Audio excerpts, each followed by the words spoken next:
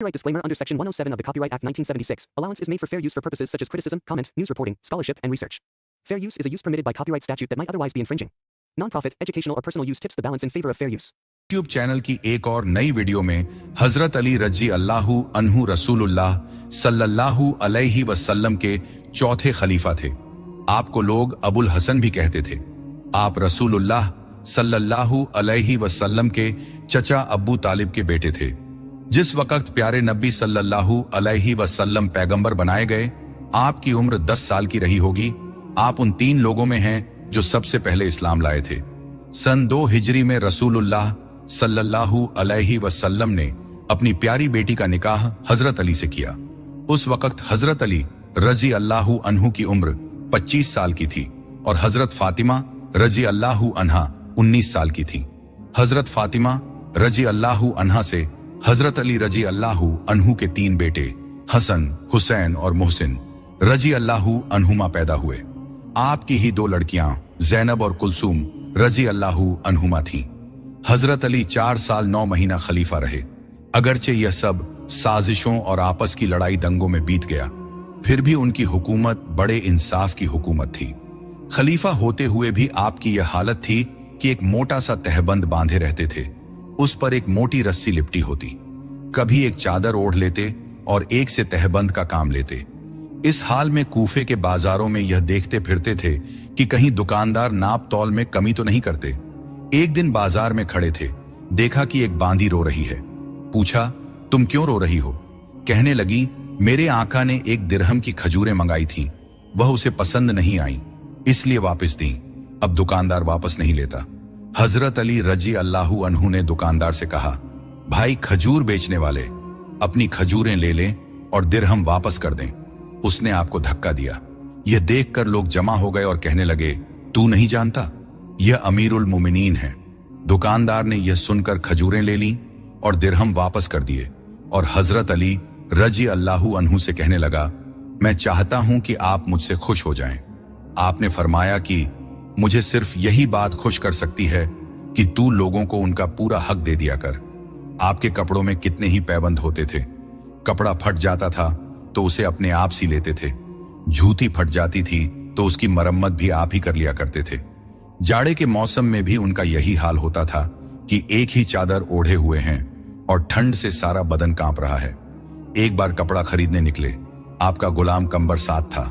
2 मोटी मोटी चादरें खरीदी, फिर कंबर से कहने लगे, से जो तुझे पसंद है वह ले ले। एक उसने ले ली और दूसरी आपने ओढ़ ली। अमीरुल मोमिनीन हजरत उस्मान रजी अल्लाहु अन्हु की शहादत के बाद मदीने पर भय छा गया। कोई सोच भी नहीं सकता था कि ये जालिम इतनी बेदर्दी और जुल्म का खेल खेलेंगे। वे लोग जिन्होंने यह जुर्म किया था, वे अब शर्मिंदा थे। हजरत उस्मान के अजीज रिश्तेदार मायूस होकर मक्का चले गए। एक आदमी हजरत उस्मान की बीवी की कटी हुई उंगलियों को, जो बलवाइयों ने बचाते वक्त काट दी थीं, उस्मान के खून में रंगे हुए कुर्ते में लपेटकर दमिश्क जा पहुंचा और उन्हें अमीर मुआविया के सामने पेश करके खूब रोया और मदद चाही। 5 दिन तक मदीना में बलवाइयों का तूफान मचा रहा। 6ठे दिन बलवाइयों ने मांग की कि किसी को खलीफा चुना जाए। हजरत अली रजी अल्लाहु अन्हु पर भी डर छाया हुआ था। उन्होंने हजरत तलहा या हजरत जुबैर रजी अल्लाहु अन्हु की बैअत पर अपनी रजामंदी जाहिर कर दी, मगर बाद में दोस्तों और साथियों के कहने पर खलीफा बनना मंजूर कर लिया। फिर बागी मदीना से चले गए। इन बागियों के चले जाने के बाद लोगों ने चीख पुकार से आसमान सर पर उठा लिया। हर तरफ चीख पुकार होने लगी। पूरी कौम ने मिलकर फैसला किया था कि अमीरुल मोमिनीन के कातिलों से कत्ल का बदला लिया जाए। हजरत तलहा जुबैर रजी अल्लाहु अन्हुमा ने हजरत अली पर बहुत जोर डाला, मगर हजरत अली यह फरमाते, मैं तुम्हारी बात सही समझता हूं, मगर बेबस और मजबूर हूं।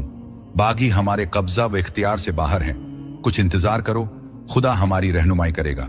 अगर उस वक्त इस बदला लेने की तजवीज पर फौरन गौर करके कोई अमली कार्रवाई की जाती तो यह भरोसे के साथ कहा जा सकता है कि बाद के कड़वे और नागवार वाक़े न होते। सबसे पहला काम जो हजरत अली रजी अल्लाहु अन्हु ने करना चाहा, वह सूबों के गवर्नरों की तब्दीली थी। लोगों ने मशवरा दिया कि अभी आप इस काम को न करें। जब पूरा मुल्क आपकी बैत कर ले, फिर आप यह सब कदम उठा सकते हैं। मगर हजरत अली इस पर तैयार न हुए। हजरत मुआविया रजी अल्लाहु अन्हु की गवर्नरी भी वह खत्म करना चाहते थे। हालांकि बड़ा खतरनाक काम था। उन्होंने 2 खत, एक अमीर मुआविया के नाम और दूसरा अब्बू मूसा गवर्नर कूफा के नाम रवाना किए। अब्बू मूसा ने अपनी इताअत का पैगाम अमीरुल मोमिनीन के केचहत के जवाब में भेज दिया। अमीर मुआविया ने कोई जवाब न दिया। दमिश्क की मस्जिद के आंगन में अमीर मुआविया रजी अल्लाहु अन्हु ने हजरत उस्मान रजी अल्लाहु अन्हु का खून से भरा हुआ कुर्ता एक झंडे पर लटका रखा था। उनकी बीवी की कटी हुई उंगलियां मस्जिद के आंगन में पड़ी थीं। इन चीजों को देख देख कर लोगों की बेचैनी बढ़ रही थी। वे कातिलों से बदला लेना चाहते थे और बार बार अमीरुल मोमिनीन से मांग करते थे कि कातिलों से फौरन बदला लिया जाए। बहरहाल वह दूत जो अमीरुल मोमिनीन का केहचेती अमीर मुआविया रजी अल्लाहु अन्हु के नाम लाया था, वह हर रोज जवाब मांगता था। आखिर कुछ मुद्दत बीत जाने के बाद अमीर मुआविया ने एक सादा कागज जिस पर कुछ न लिखा था लिफाफे में बंद करके अपने आदमी के हाथ उस दूत के साथ हजरत अली रजी अल्लाहु अन्हु की खिदमत में भेज दिया। हजरत अली को देखकर तज्जुब हुआ। उन्होंने दूत से जानना चाहा। दूत ने पूरी सूरत वहां की बता दी और यह भी कि लोगों का ख्याल है कि इस कत्ल में आपका भी हाथ है। हजरत अली परेशान भी हुए और गुस्सा से कांप भी रहे थे। आपने उसी हालत में फरमाया, वतन के सपूतों, अपने हथियारों से तैयार हो जाओ। 4000 आदमी फौरन तैयार हो गए और अमीर मुआविया के खिलाफ बगैर सोचे समझे जंग का ऐलान कर दिया। हजरत तलहा और जुबैर रजी अल्लाहु अन्हुमा ने हालात का अंदाजा लगाकर मदीना से बाहर चले जाने की ठान ली और उम्र की गरज से मक्का चले आए। जब आयशा रजी अल्लाहु अन्हा हज से वापस आ रही थीं, तो रास्ते में उन्हें अमीरुल मोमिनीन हजरत उस्मान के कत्ल और हजरत अली के खलीफा चुने जाने की खबर मिली। मारे रंज के कांपने लगी, बोली, ये हिम्मत, मुझे फौरन मक्का वापस ले चलो। मैं जब तक हजरत उस्मान के कत्ल का बदला न ले लूं, मुझे सब्र न आएगा। वह यह कहकर वापस मक्का लौट गई। इसी बीच तलहा जुबैर भी मक्का पहुंच गए और यहां उनकी जुबानी कत्ल की दास्तान सुनने वालों का तांता बंध गया।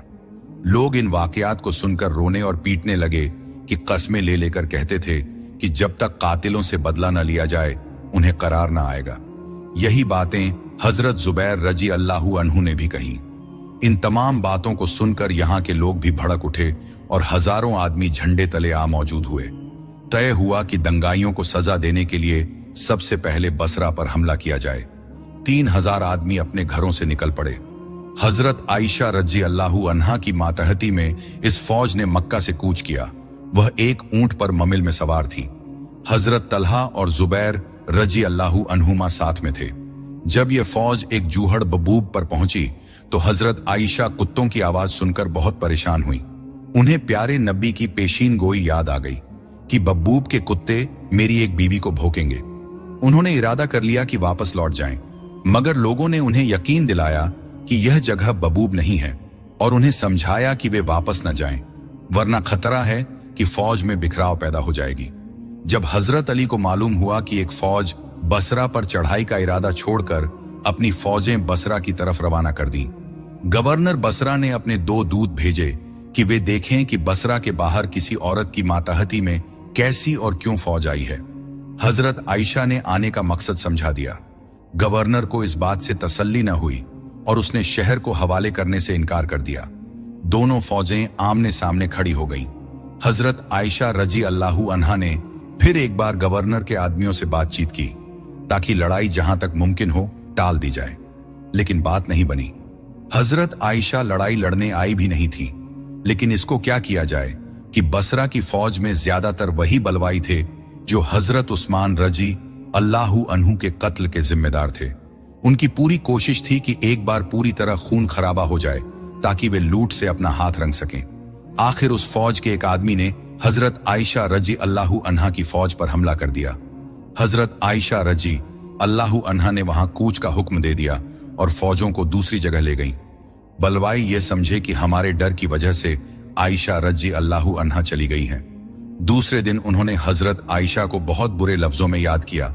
इससे और फसाद भड़क उठा। सरकारी फौज ने सिर्फ गालियां ही न दी बल्कि उससे अगले दिन धावा बोल दिया। इस नाजुक वक्त में भी हजरत आयशा रजी अल्लाहु अन्हा ने एक आम ऐलान जारी किया कि वह मुसलमानों में खून बहाना गुनाह समझती हैं। फिर भी नापाक लोगों को तसल्ली न हुई, सिवाय लड़ाई के कोई चारा न था। हजरत आयशा रजी अल्लाहु अन्हा ने लड़ाई जीत ली। दूसरी तरफ से अमन के लिए दरख्वास्त की गई। आखिर बातचीत के बाद तय पाया कि कुछ आदमी मदीना भेजे जाएं और यह मालूम किया जाए कि क्या हजरत तलहा जुबैर रजी अल्लाहु अन्हुमा ने हजरत अली रजी अल्लाहु अन्हु की बैत राजी खुशी से की थी या उनसे जबरदस्ती की गई थी।